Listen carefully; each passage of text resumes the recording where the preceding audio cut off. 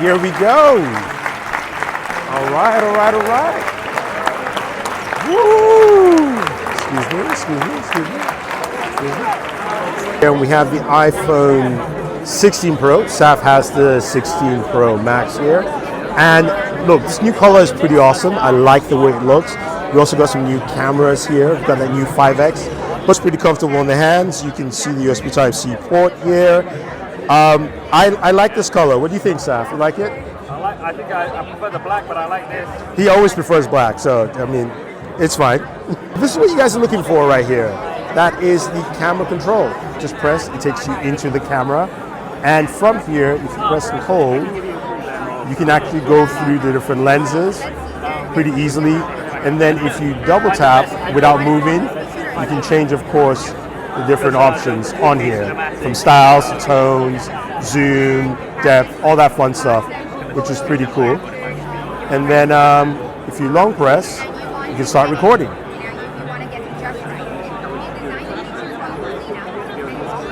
Now, of course, you still have the action button here on the side for you to do all those action controls. You've got, of course, your volume rocker. Now, I want you guys to tell me what you guys think of this color, because it looks pretty dope overall. Now, this is the 16 Pro. It is 6.3 inches. The Pro Max, which you saw from Saf, is 6.9 inches. You've got a bigger battery. You've got the A18 Pro processor for all our fun gaming needs.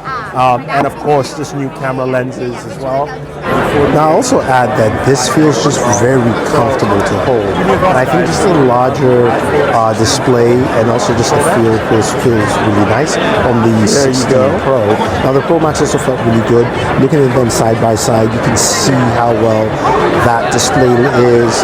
It's also up to 3000 nits, which is pretty cool. And you've got a bigger battery here. You've got better performance overall.